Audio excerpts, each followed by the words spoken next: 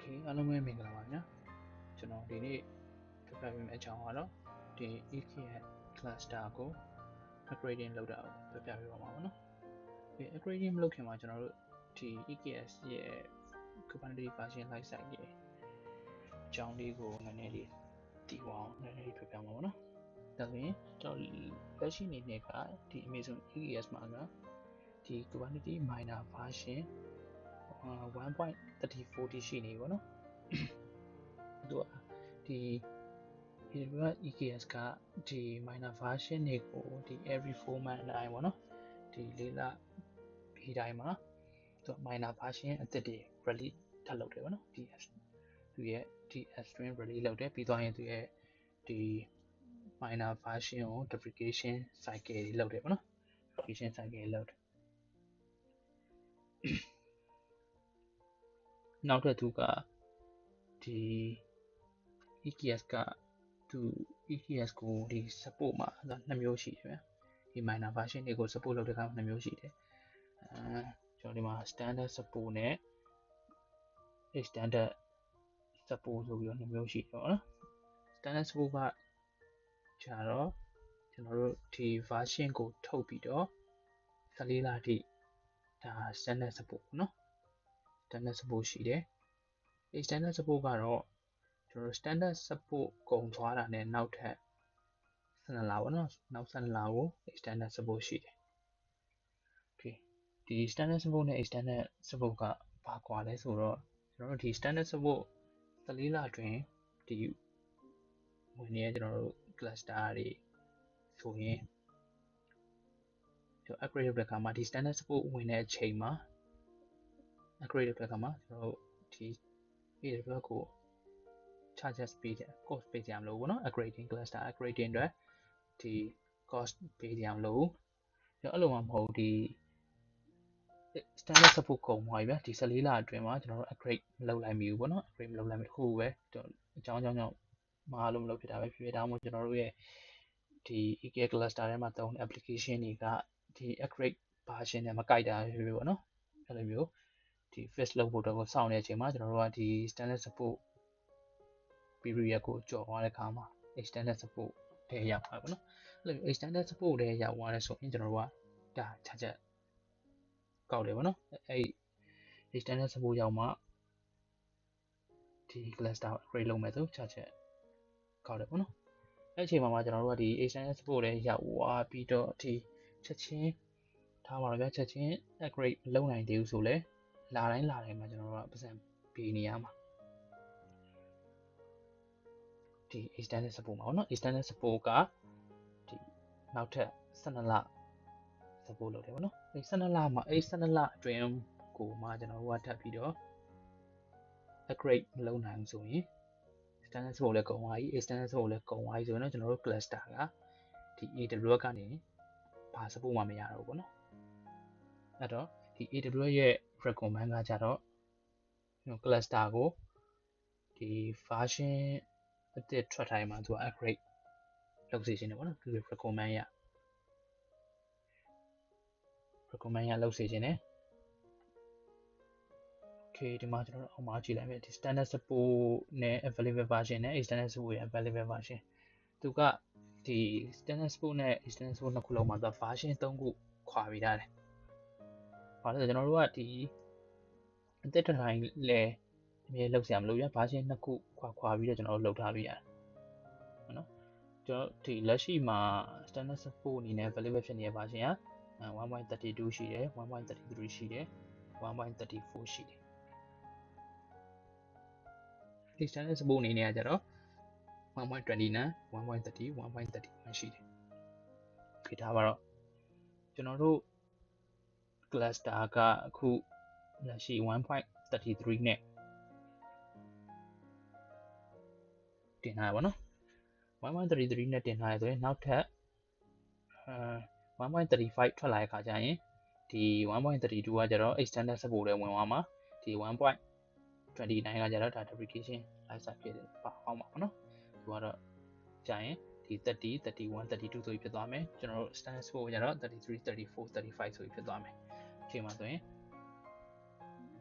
ကျွန်တော်တို့ရဲ့ဒီ 1.33 cluster ကဒါ standard smooth ရဲ့အောက်ဆုံးရောက်သွားပြီပေါ့နော်အဲ့ဒီအချိန်မှာဒီ standard smooth အောက်ဆုံးရောက်သွားပြီဆိုတော့ကျွန်တော်တို့နောက်ထပ်ဒီ Kubernetes ရဲ့ release calendar ရှိရပါတော့ဒီမှာကျွန်တော်တို့ဒါကျွန်တော်တို့ cluster အခု cluster က 1.33 ရှိတယ်သူ့ကိုဒီ app string နဲ့ release လုပ်တာ April 23 2015 က release လုပ်တယ်ပေါ့နော်app string ဒါက Kubernetes ရဲ့ app string release ဒါက Kubernetes ရဲ့ app string release နော် EKS ကမဟုတ်ဘူး EKS က release လုပ်တာကကျတော့ဒီ May 29 2025ပေါ့နော် okay အဲ့ချိန်မှာဆိုရင်ဒါ standard support ကကျတော့July 29 2026မှာကုန်မယ်ပေါ့နော်ဒါဆိုရင်ကျွန်တော်တို့ကဒီ standard support အတွင်းမှာလုပ်မယ်ဆိုရင်ဒီ July 29 မတိုင် July 29 2026 မတိုင်ခင်မှာကျွန်တော်တို့ cluster ကို upgrade လုပ်ရမယ်ပေါ့နော်ဒီ 1.34 upgrade လုပ်ရမယ် okay ဒါမှသာကျွန်တော်တို့က external support တွေမရောက်သွားပဲနဲ့ဒီ July 29 ကနေစပြီးတော့သူက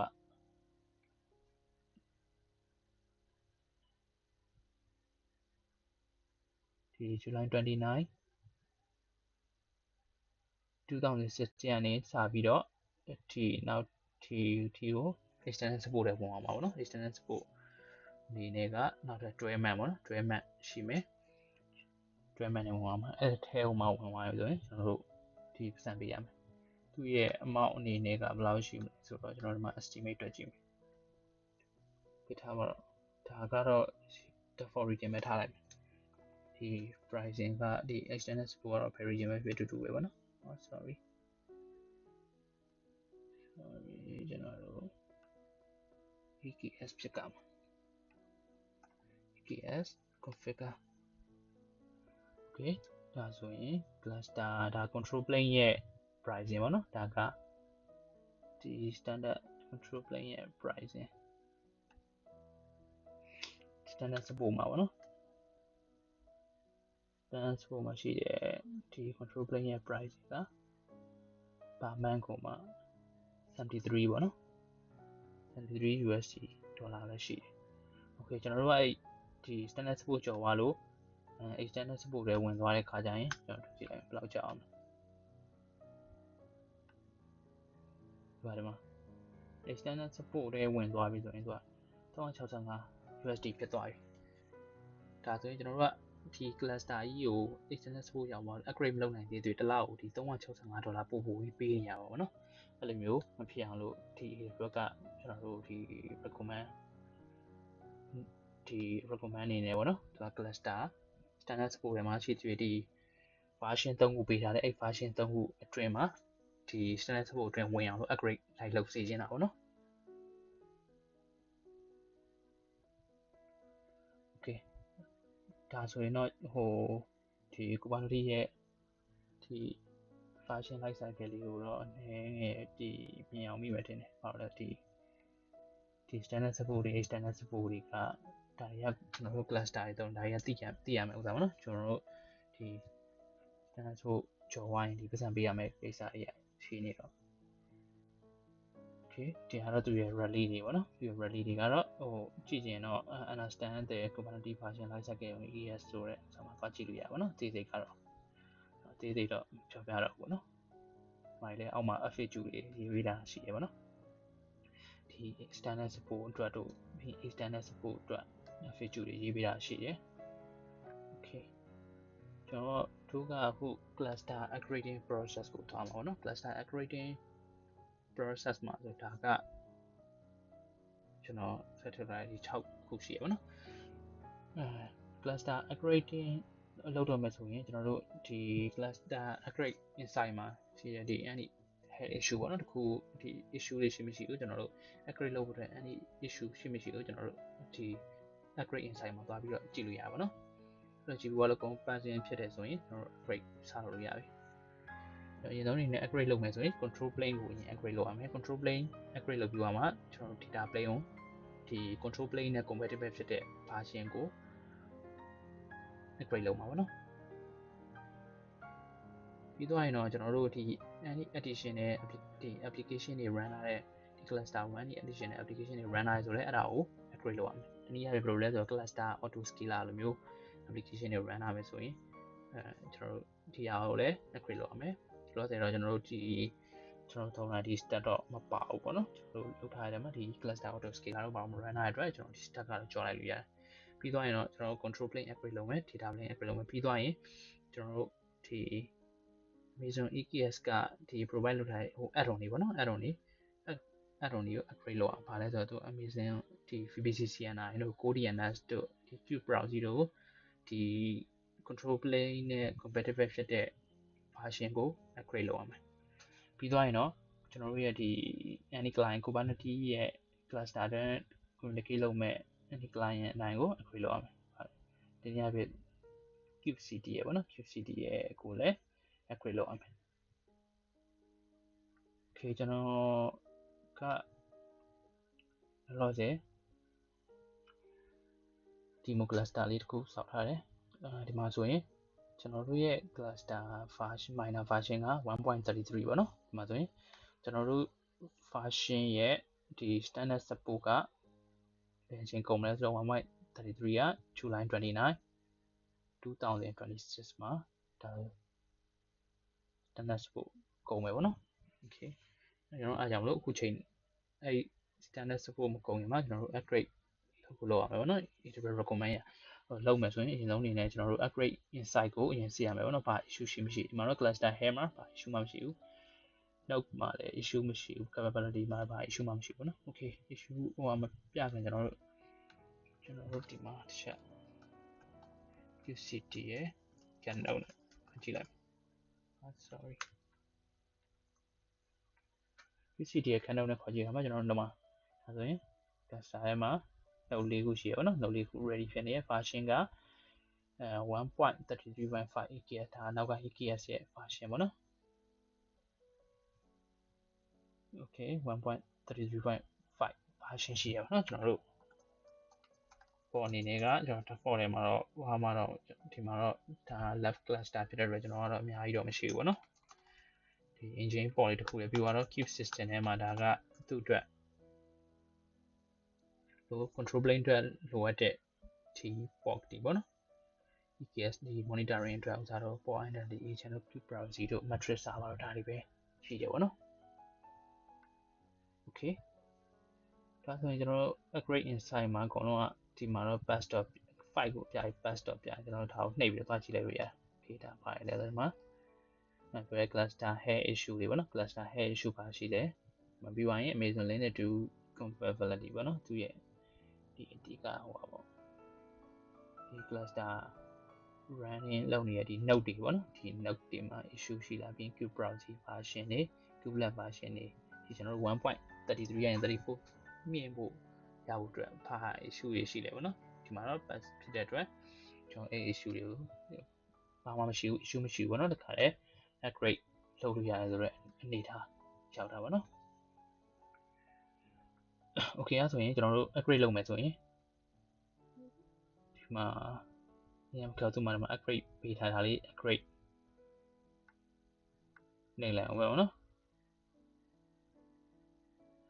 okay ဒါဆိုရင်ကျွန်တော်တို့ control plane ကိုစာပြီးတော့ upgrade လုပ်မယ် upgrade လုပ်မှဖြစ်တဲ့အတွက် upgrade ဆိုပြီးတော့ယူလိုက်မယ်ပေါ့နော်ဒီမှာတော့ဒီ EKS မှာအခုက 1.3040 ပဲထွက်သေးတဲ့အတွက်ကျွန်တော်တို့ 1.34 ကိုပဲယူလို့ရသေးရပါတော့ဒီမှာတော့ကျွန်တော်တို့ကupgrade လုပ်လိုက်ပြီဆိုရင်ကျွန်တော်တို့ဒီ reverse ပြန်လုပ်လို့မရဘူးပေါ့နော်ဒီ previous version ကို reverse ပြန်သွားလို့မရဘူး upgrade ပဲရတယ် downgrade မရဘူးဒါကတော့အဲကြောင့်လို့ကျွန်တော်တို့ upgrade မလုပ်ခင်မှာကျွန်တော်တို့ရဲ့အထဲမှာရှိတဲ့ဒီ Kubernetes ဒီ deployment တွေဒီပေါ်ကျွန်တော်တို့မှာရှိတဲ့ resource တွေကို backup လုပ်ဖို့အတွက်ဒီလိုရရင်တော့ backup လုပ်ပေါ့နော်ဒါဟို backup လုပ်ချင်တယ်ဆိုရင်ဒီမှာပြရတယ် create backup ဆိုတာနှိပ်လိုက်ရင်ကျွန်တော်တို့မှာဒီ update history and backup ထဲမှာဒီမှာကျွန်တော် backup လေးတွားယူလို့ရပါတော့ဒီမှာ backup တွေယူလို့ရတယ်အဲဒီမှာ backup ဒါဆိုရင် backup လုပ်မယ်ဆိုရင်ကျွန်တော်တို့ဘာတွေ backup ယူရလဲပြီးသွားရင်အမှာ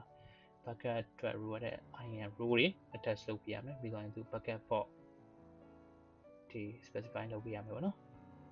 ဒီကျွန်တော်တို့ကဒီမှာတော့ဒီ demo cluster ဖြစ်တဲ့အတွက် bucket ကတော့မရှိတော့ဘူးပေါ့နော်ကိုအတွက်ကိုရဲ့production cluster တွေဖြစ်နေနော် cluster ကို upgrade မလုပ်ခင်မှာ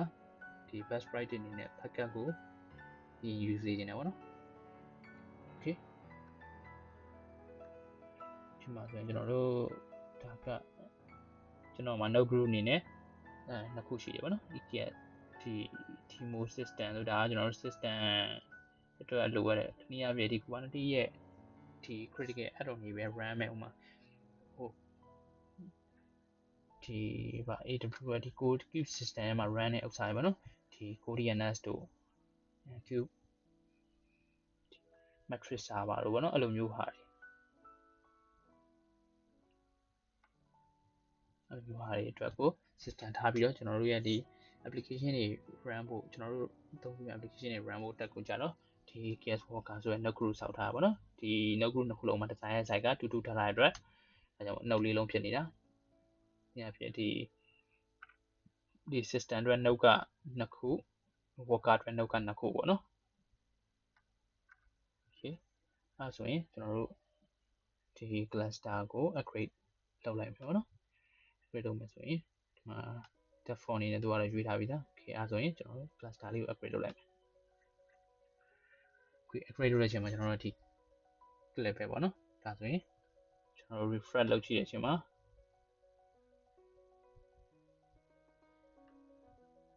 updating ဆိုတာဖြစ်နေပြီပေါ့နော် updating ဖြစ်နေပြီ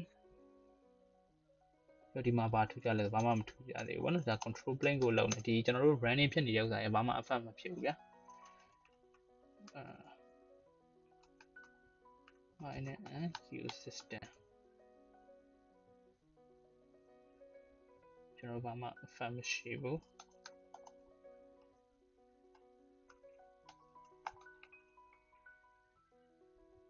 okay ဒါက watch နဲ့ကြည့်ခဲ့ပါနော် every 1 second တိုင်းဒီ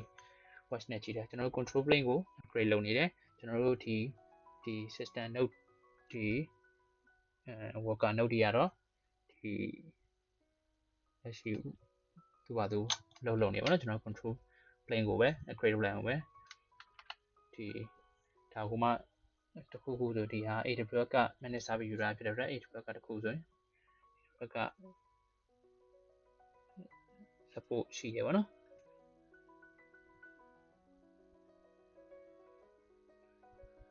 okay ဒါဆိုရင်ကျွန်တော် upgrade လုပ်တဲ့အချိန်က10မိနစ်15မိနစ်ဝန်းကျင်လောက်တော့ကြာမှာပေါ့နော်ဒီကြောင်ကျွန်တော် video လေးကိုတော့ခဏတော့ပေါ်ထားလိုက်မယ်ပေါ့နော် okay ဒါဆိုရင်တော့ cluster upgrade ဒီ control plane upgrade ပြီးသွားပြီပေါ့နော် control plane active ပြန်ဖြစ်သွားပြီကျွန်တော်ဒီမှာတော့ 1.34 ဖြစ်သွားပြီကျွန်တော်ဒီမှာတွေကဒီတိုင်းပဲပေါ့နော်ပေါ်တွေကဒီမှာ4 hour 28 minute တိုင်းဒီက run နေပါပေါ့နော်ဘာမှ restart မကြဘူးကျွန်တော်ပြီးတော့ဒီ default နေဆိုအောင်မှာ deployment လေးထပ် run တာပေါ့နော်နောက်ထပ်ဒီ replica လေးထပ် run တာရယ်ဒီ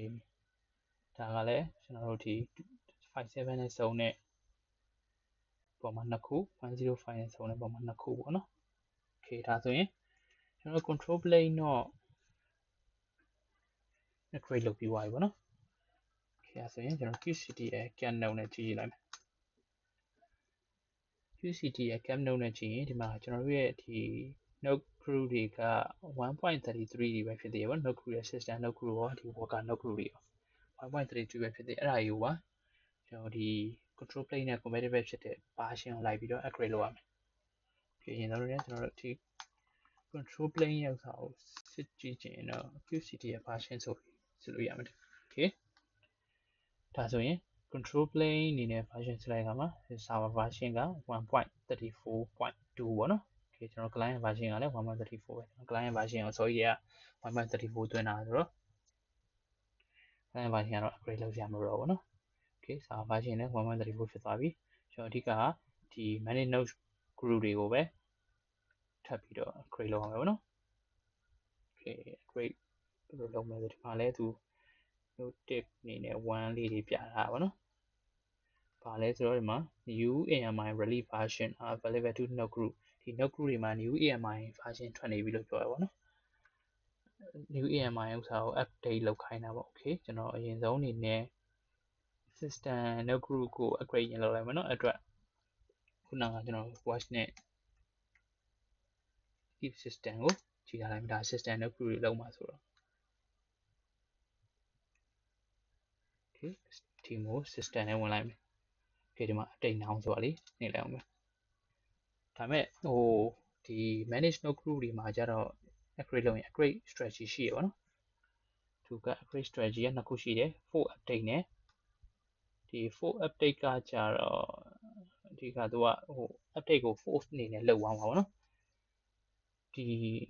ဟာကတော့ဒီမသုံးသင့်တဲ့ဥစ္စာပေါ့နော်ကျွန်တော်တို့ကဒီ rolling update ပဲ rolling update ကကျတော့ဘယ်လိုလဲဆိုတော့ကျွန်တော်ကဒီ node group ထဲမှာ cluster node group ထဲမှာnode နှလုံးရှိရဆိုရင်ကျွန်တော်ကပထမ node ကိုအရင် upgrade လုပ်မယ်ပထမ node upgrade လုပ်လို့ပြီးသွားမှာနောက်ထပ် node ကို upgrade ထပ်လုပ်မှာပေါ့နော်အဲ့လိုမျိုး rolling update လို့ပုံစံမျိုး rolling update လုပ်ပြီးတာဒါကို rolling update လို့ခေါ်ပါတော့တစ်ခုပြီးမှတစ်ခုလုပ်တာကို rolling update လို့ခေါ်တာ okay ဒါဆိုရင်ကျွန်တော်တို့ update ဆိုပြီးတော့ရှင်းနေကြည့်လိုက် okay ဒီမှာလောလောဆယ် 1.33 ပေါ့နော် okay ကျွန်တော်ဒီမှာ list လုပ်နေတာကိုကြည့်လိုက်မယ်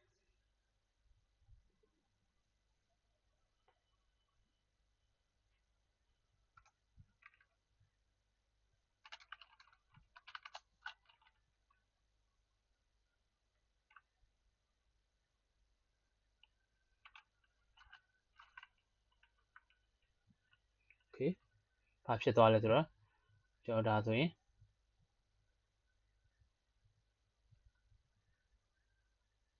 note တစ်ခု run နဲ့ note တစ်ခုအောက်ဆို update လုပ်တယ်တစ်ခုပြီးသွားမှနောက်တစ်ခုကို running ဖြစ်တယ် okay ဒါဆိုရင်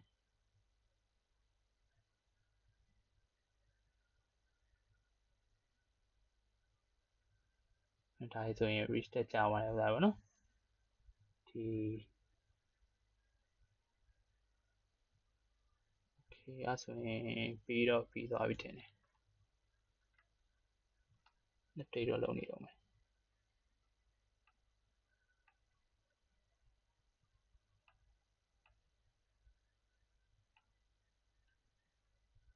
ပြထားပါဒီမှာဆို terminating လုပ်တဲ့ကိစ္စရှိသေးတယ်ဒါဆို code DNS တစ်လုံးဖြတ်သွားပြီ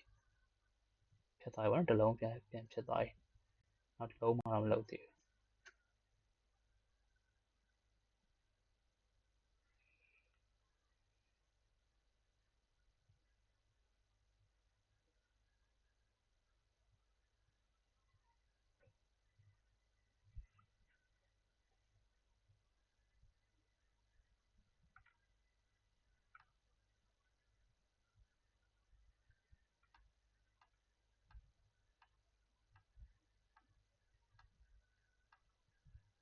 ဘူးတော့သူ update လုပ်နေတော့မယ်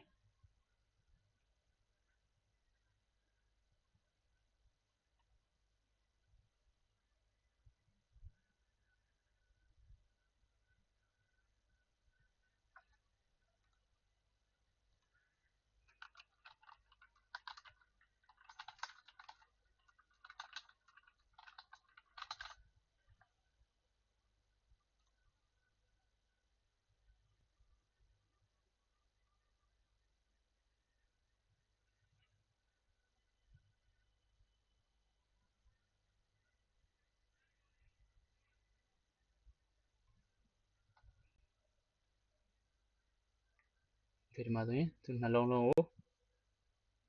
လုပ်သွားပြီပေါ့နော်သူလိုရတဲ့ဥစ္စာတွေလုပ်ပြီးသွားပြီဆိုရင်တော့ဒီမှာ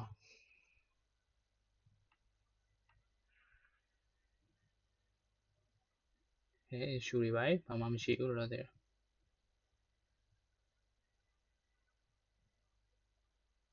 okay ဒီမှာ update history တွေပါဒီမှာလာကြည့်လို့ရပါဘောနော်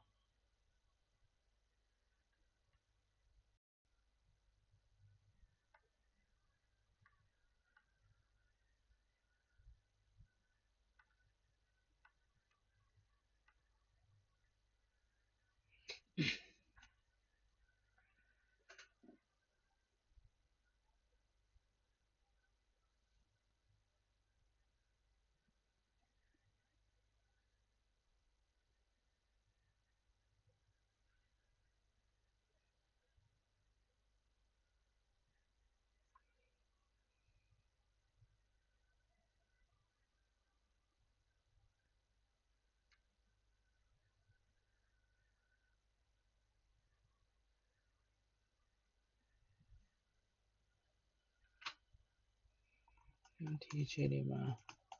UCT ရဲ့ can လောက်လေးကြည့်လိုက် okay ဒီမှာပါလဲဆိုတော့ သူကဘယ်လိုလုပ်ထားလဲဆိုတော့ဒီမှာ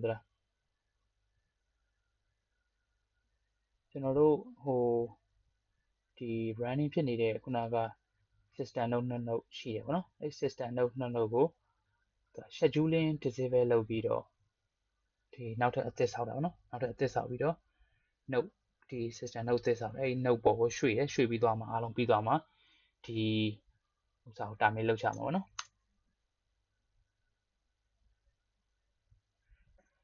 ဒီကတော့ကျွန်တော်တို့ upgrade လုပ်တဲ့အချိန်မှာဒီ scheduling disable လုပ်ထားခြင်းဟာဒီ node တွေပေါ်မှာဒီ control plane node တွေပေါ်မှာဘာပေါ်ဒီမှာပေါ် deployment တွေဘာမှလာမ run အောင်ပေါ့နော်လာမ run အောင် scheduling disable လုပ်လိုက်တာထွက်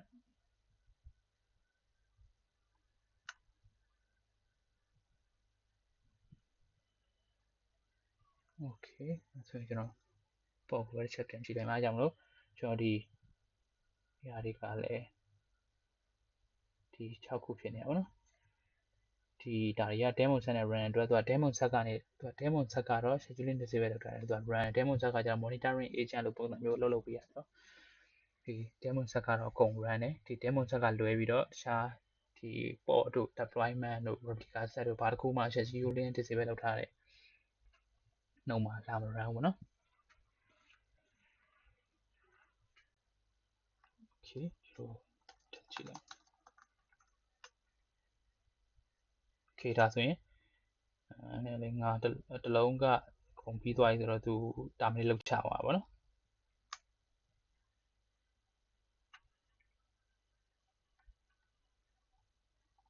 plus minus 1 okay တော့ဆိုတော့ငါးလုံးကျန်သေးတယ်နောက်တစ်လုံးကျန်သေးတယ်ငါးလုံးဖြစ်နေသေးတယ်ဗောနော်ဒီတစ်လုံးကိုသူတာမင်လောက်အောင်ဒီမှာခုလုံးခဲ့တဲ့9မိနစ်ကနေစောင့်ထားတဲ့ note နှလုံးဗောနော်ဒီဟာကဒီ control plane note နှစ်ခုဗောနော် okay သူဒီဟိုအရာကတော့အကုန် upgrade လုပ်ပြီးသွားပြီတဲ့ဒီ queue system ထဲမှာရှိတဲ့ဥစ္စာတော့ upgrade လုပ်ပြီးသွားပြီဒီ note သူ့ကိုပဲလိုအပ်တဲ့ဥစ္စာတင်ပြီးတော့သူတာမင်လုပ်ဖို့ချန်နေရပါတော့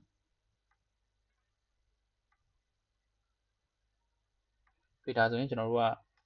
ဒီ upgrade လုပ်တဲ့အခါမှာဒီ zero downtime grading ဥစ္စာကိုရတယ်ပေါ့နော်ကျွန်တော် run နေတဲ့ application တွေဘာမှမထိပဲနဲ့ကျွန်တော် zero downtime upgrade လုပ်ရပြီးတော့ EKS ကဒီ zero downtime ပေးရပါတော့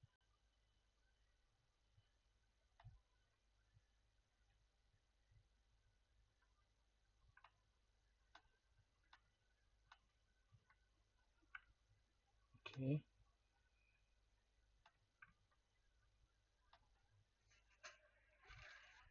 ဒီမှာဆိုရင် not ready ဖြစ်သွားပြီ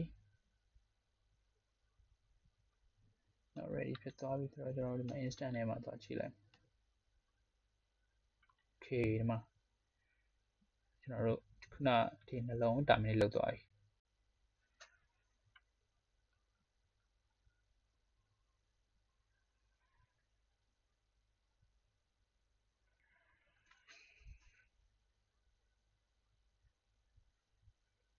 ဒါမင်လောက်သွားပြီဆိုတော့ကျွန်တော်ဒီမှာကြည့်လိုက်မယ်ဆိုတော့ဒီမှာ၄လုံးပဲကျန်တော့တယ် okay ဒီမှာဆိုရင်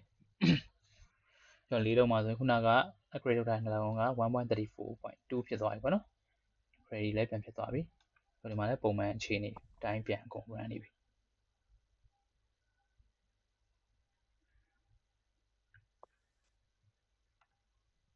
အဲဆိုရင်ကျွန်တော်တို့ဒီ worker node group ကတော့33ပဲရှိသေးတယ်ပေါ့နော် worker node group upgrade မလုပ်ရသေးတဲ့ဖြစ်တဲ့အတွက်ကျွန်တော် worker node group upgrade လုပ်မယ် okay ဒီနေရာမှာကျွန်တော်တို့က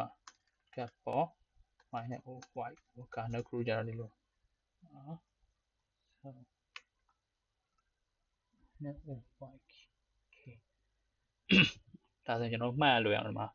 worker node group မှာထားဆိုတော့ကျွန်တော်တို့သုံးမဲ့ application တွေပေါ့နော် application တွေက56နောက်57နဲ့စုံတဲ့ node မှာနှစ်ခု run တယ်105နဲ့စုံတဲ့ node မှာနှစ်ခု run တယ်ပေါ့နော် okay ဒါဆိုရင်ကျွန်တော်တို့ EKS console သွားမယ် ready ပြန်ဖြစ်သွားပြီအကုန်လုံး okay y တွေဟာ 1.34 လို့သွားတယ်နောက်ထပ်ကျွန်တော်တို့ဒီဟာပဲကျန်တော့တယ်ပေါ့နော်ဒီ movie case worker ဆိုတဲ့ node group ကိုရောက်လဲ update လုပ်မယ် rolling update နေပဲပေါ့နော် update လုပ်လိုက်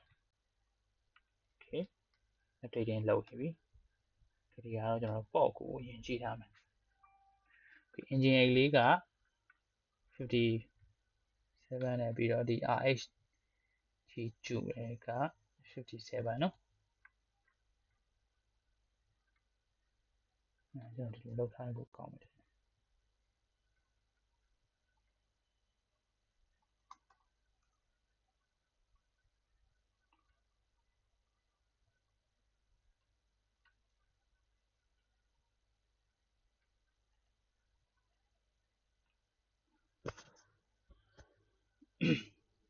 ဒီဒါဆိုမှတ်ရလွယ်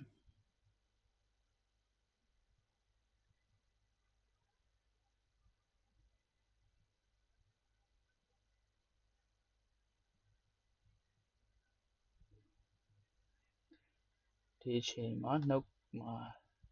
မှာဘာဖြစ်သွားပြီလဲဆိုတော့နောက်ထပ်နှုတ်နှလုံးတိုးလာပြီပေါ့နော်ဒီမှာ29 second ကဒီမှာတော့ကျွန်တော်တို့သူ scheduling disable မလုပ်ရသေးဘူးပေါ့နော် scheduling disable မလုပ်ရသေးတဲ့အတွက်ဒီဟာတော့ဘာမှမလုပ်သေးဘူး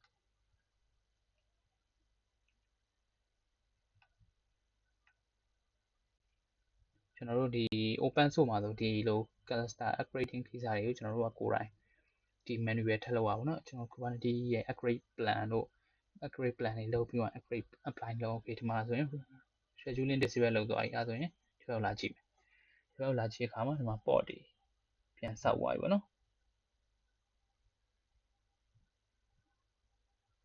okay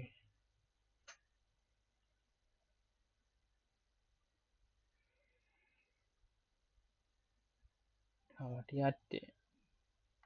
ဒီ web server port လေးကတော့ဒါအသစ်ဆောက်သွားပြီပေါ့နော်သူဟိုဖြတ်သွားပြီတော့ကျွန်တော်ဒါ replica ဒီ web server ဆိုတဲ့ deployment လေးက replica လောက်ထားဖြစ်တဲ့အတွက်သူကနောက် node အသစ်မှာဆိုတော့ replica အနေနဲ့ port တစ်ခုပြန်ဆောက်တယ်ပေါ့နော်101ဆိုတဲ့ node မှာ okay 191 node မှာကျတော့အတွက်တစ်ခုဆောက်တယ်ဆိုရင်ကျွန်တော်တို့ဒီ59ခုပဲကျန်တော့တယ်ပေါ့နော်ကျွန်တော်ဒီ105ရဲ့နောက်ကတော့ scheduling 105တော့ဒီမှာ scheduling တည်းပဲဖြစ်သွား105ကိုဆိုတော့ upgrade လုပ်နေရပါတော့ဒီ105နဲ့စုံတဲ့ဥစ္စာ upgrade လုပ်105တော့မရှိတော့ဘူးအတွက်59ကတော့နောက်မှလုပ်105ပြီးသွားမှထပ်လုပ်မှာပေါ့နော်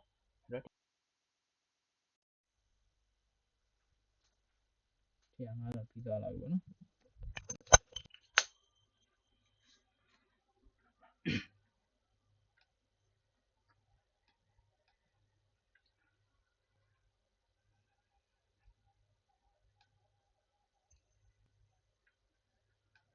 Okay ဒီအချိန်မှာကျွန်တော်တို့ဒီ deployment runner ဆိုကျွန်တော်တို့ဒီ public ဒီ facing service တွေရှိရဆိုတော့ကျွန်တော်တို့ဒီစမ်းကြည့်လို့ရအောင်เนาะကျွန်တော် upgrade လုပ်နေတဲ့အတွင်းမှာကျွန်တော်တို့ဒီ downtime မရှိဘူးဆိုတော့ဒါပေမဲ့ကိုလေးကတော့ဟိုကျွန်တော် replica တွေဟိုအရတော့ runner မှာရမှာပါเนาะထားပါတော့ဒီလိုပေါ့မျိုးဒီ single ဆိုရင်တော့ကျွန်တော်တို့ down မှာပါဗျာနောက်ဒါကဘာ replica မလုပ်တာမျိုးတစ်လုံးပုံမှာ run တစ်လုံးပုံမှာ run နေရဆိုတော့ကျွန်တော် replica လုပ်ထားတယ်ဒါဆိုရင် web server ဆိုတဲ့ application တွေကအောက်မှာ replica 3ခုရှိရပါတော့ replica 3ခု replica 3ခု run နေပါဗျအတွက် node တစ်ခု upgrade လုပ်ရင်တော့နောက်ထပ်ထားပါတော့ဒီ replica 3ခုရှိတယ်အမှဒီတစ်ခုချင်းစီကကျွန်တော် node 3ခုရှိတယ်ဆို3ခုပေါ်မှာ run နေမှာခွဲ run နေမှာအတွက် node တစ်ခုလုပ်ရင်တော့မှဒီ node ဒီ replica 2ခုက run နေတာဖြစ်တဲ့အတွက်ကျွန်တော်တို့ service က down မဟုတ်ဘူးဗျာ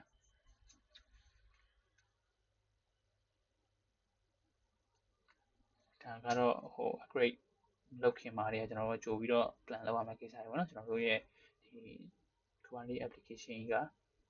Kubernetes မှာတုံးတယ်ကျွန်တော် application ကဒီ version upgrade ကို support လုပ်မလုပ်ပေါ့နော်ဒါတွေကတော့ဟိုသက်ဆိုင်ရာတင်နေတဲ့စကားမှာပေါ့နော်အဲဒီစကားမှာအကုန်လုံး pass ဖြစ်ပြီဆိုမှကျွန်တော် upgrade လုပ်တဲ့ကိစ္စကိုလုပ်ရမှာပေါ့နော် okay ဒီမှာ console ကိုတွားကြည့်လိုက်မယ်ဆိုလဲ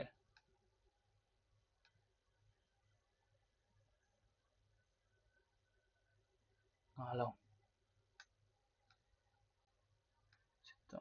okay ငါးလုံးဖြစ်သွားတယ်တစ်လုံးကိုဖြတ်လိုက်ပြီနော်တစ်လုံးကအားလုံးပြီးသွားတယ်တစ်လုံး terminate လုပ်သွားပြီဒီတစ်လုံးပဲသူ create ထပ်လုပ်ပြီ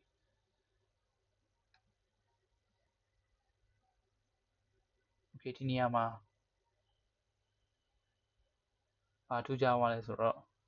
ကျွန်တော်တို့ပေါ့ကိုကဒီဟိုဖြစ်တဲ့အချိန်မှာပေါ့ကလုံးဝပြတ်သွားတယ်ပြန်ပြီးတော့မ run ဘူးနော်ဘာလို့လဲဆိုတော့ဒီ quantity ရဲ့ပေါ့က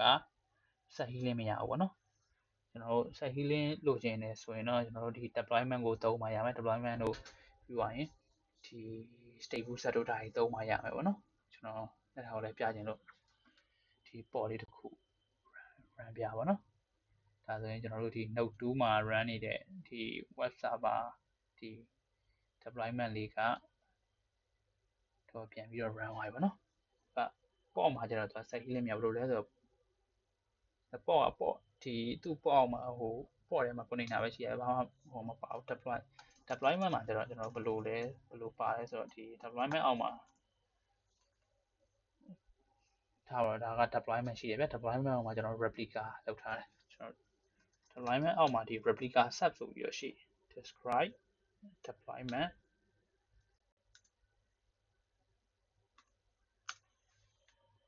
replica sub ပေါ့နော် okay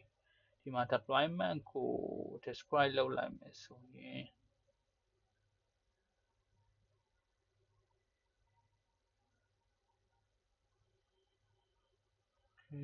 study with him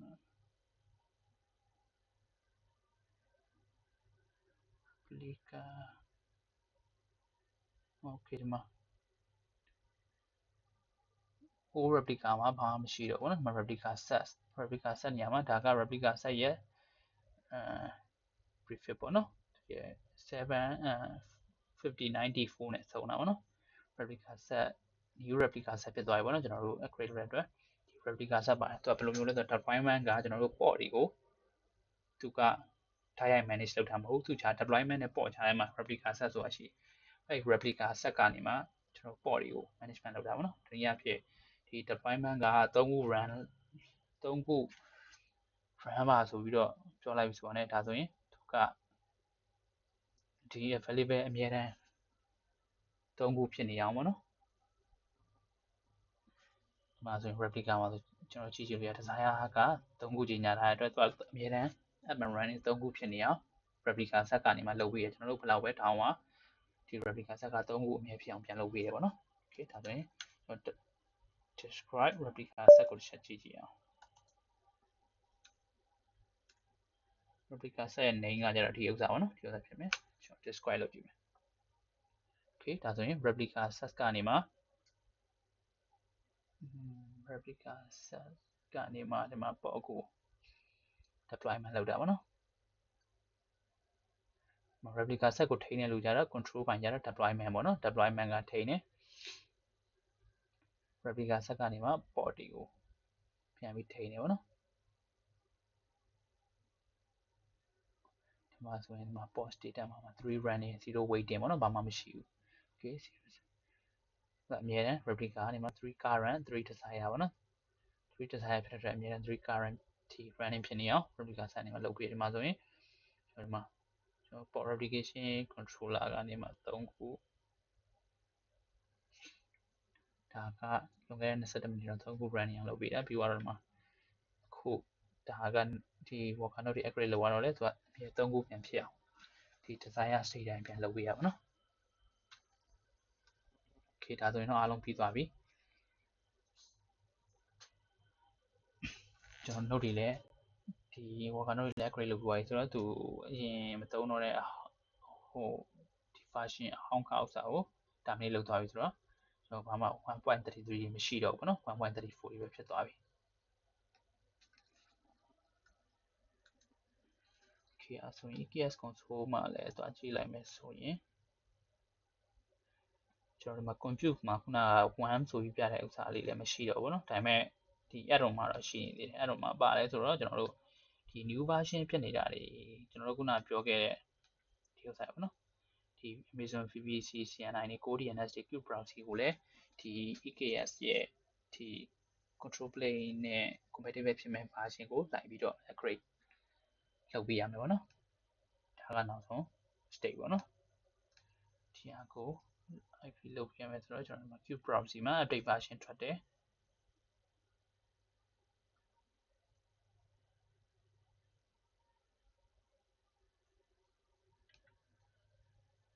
ကျွန်တော်တို့ခု Qt Browser ပဲလောက်မယ်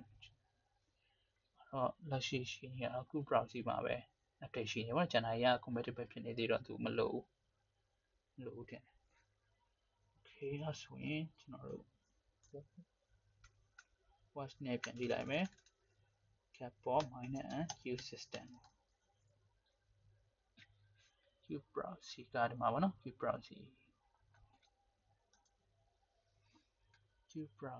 ကို create လုပ်မယ် Okay current က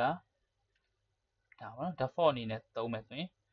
1.34 Okay ကျွန်တော် default ပဲထားလိုက်အောင်မယ်ပေါ့နော် default version ကိုပဲထားလို့ရ latest လဲတွန်းပြလို့ရပါနော်ထားရမယ် latest ပဲတင်လိုက်မယ် 3.1.34.1 latest ကိုပဲပြီးတော့ save change လုပ်လိုက်အောင်ပဲဒီမှာဒီကကျွန်တော်တို့ on brand cluster တခုဒီ concept ပေါ့နော် Kubernetes concept upgrade လုပ်တဲ့ဆိုတော့ကျွန်တော် concept ကောင်းသိရဆိုဒီမှာအဲ့ဒါကိုလုပ်ဖို့ရပြ concept လည်းသိတယ်ဆိုရင်ကျွန်တော်တို့ဒီ EKS cluster upgrading ကဘာမှအရင်မခက်ဘူးပေါ့နော်ဒီကတော့ concept ကိုပဲပိုင်အောင်လုပ်စေချင်တယ်ပေါ့နော် Okay အဲ့ဆိုရင်ကျွန်တော်ဒီမှာသွားကြည့်လိုက်မယ် Okay Qt Browser ဒီမှာလွန်ခဲ့တဲ့ Qt Browser ကထပ်ပြီးတော့31ခေါင်းလုံးပေါ့နော် Qt Browser ၄ခုလုံး version upgrade လုပ်သွားတယ် Okay အဲ့ဆိုရင်ကျွန်တော်တို့ဒီမှာ add-on မှာလည်းဘာမှမရှိတော့ဘူးเนาะကျွန်တော်တို့သူကဒီမှာဒီ CodeDNS တွေ PVC CNI တွေပြောထားရမယ်ဒီလောလောဆယ်ဟို compatible တိတ်မဖြစ်တာ Qt Browser တခုပဲရှိတော့သူ Qt Browser ကိုပဲ upgrade လုပ်ရပါเนาะခုနက PVC CNI တို့ CodeDNS တို့ကခုနက control plane upgrade လုပ်ခဲ့တာသူကတစ်ခါလေးလုပ်ရတာဖြစ်တဲ့အတွက်ဒါတွေကထပ်မလို့တော့ပါเนาะ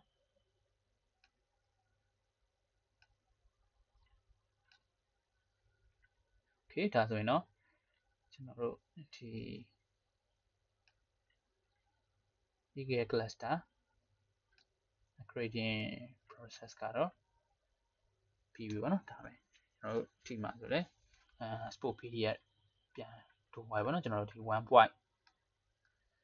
1.34 ဆိုတော့ 1.34 ကကျွန်တော်တို့ standard sport period ကဒီဇင်ဘာ2 2026တိဒါဆိုရင်ကျွန်တော်တို့ဒီ cluster ကဒီတစ်နှစ်ဒီပါရသေးရပေါ့နော်အဲ 1.35 ထွက်လာရင်လည်းအဲ့လိုပဲကျွန်တော်တို့ဒီလို plan တွေလုပ်ပြီးတော့ဖယ်ချိန်မှာ upgrade လုပ်မယ်ဆိုတော့ကျွန်တော်တို့ကကြိုးပြီးတော့ဒီ standard support တွေမှာလည်းကာပါပြအောင်လို့ဒါကြိုးပြီးတော့ကျွန်တော်တို့ plan လုပ်ပြီးတော့ upgrading လုပ်အောင်ကိစ္စတွေရှိရပါတော့။ Okay အဲ့ဆိုရင်တော့ကျွန်တော်ဒီ cluster upgrade လုပ်တာကတော့ဒါပါပဲ။ Okay အားလုံးပဲကျေးဇူးတင်ပါတယ်ခင်ဗျာ။